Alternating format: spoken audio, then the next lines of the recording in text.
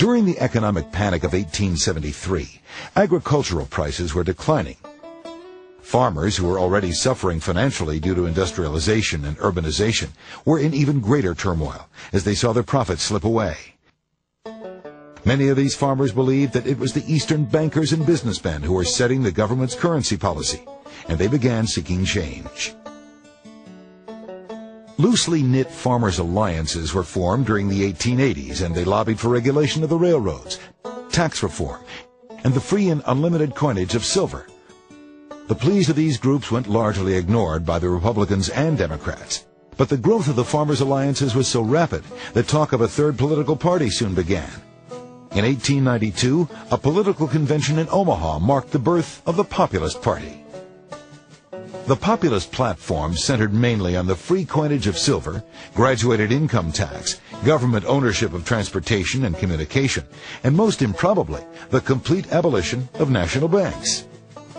Other populist agendas include civil service reform, shortening the workday to 8 hours, immigration reform, and a law that stated that non-citizens could not be landowners.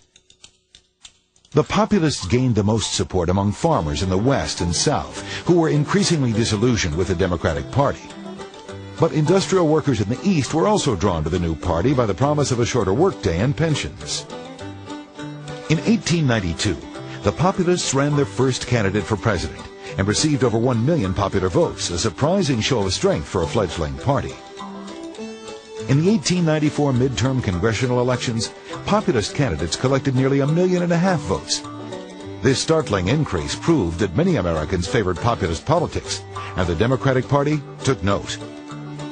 In 1896, the Democratic presidential candidate, William Jennings Bryan, eloquently spoke on behalf of the adopted populist idea of free silver coinage.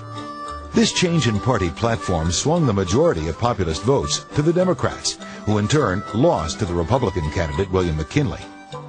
This defeat, coupled with rising farm prices, brought about the dissolution of the Populist Party.